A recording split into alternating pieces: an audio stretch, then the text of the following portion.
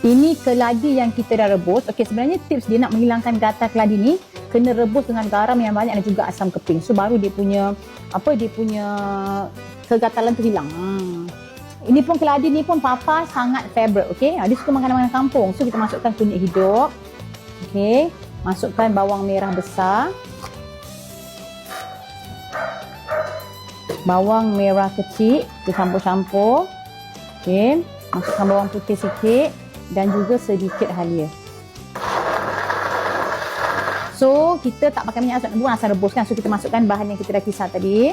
Alamak, lupa nak masuk. Patut tadi masuk ikan bilis. Nak blender ikan bilis, tak apa. Masukkan ikan bilis tadi, kita blender sikit. Tadi lupa nak masuk ikan bilis.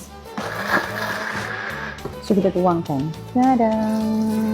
Masukkan serai. So, nak masukkan asam pedas belimbing buluh. Okey, nanti kita potong-potongkan. Kita kacaukan sampailah dia masak. Okay, masukkan bunga santan dengan daun kesum. Ini baulah wangi. Aku bercik. Oh mak kau. Oh, okey. Mantap. Masukkan garam. Okey, dah siap asam rebus keladi dengan belimbing buluh tadi you all. So hopefully sedap lah. Tak tahulah you all macam kita puasa-puasa ni kan. Malah nak merasa walaupun sebenarnya boleh je rasa sikit tapi malas. Okey, kita kan dah biasa masak 3.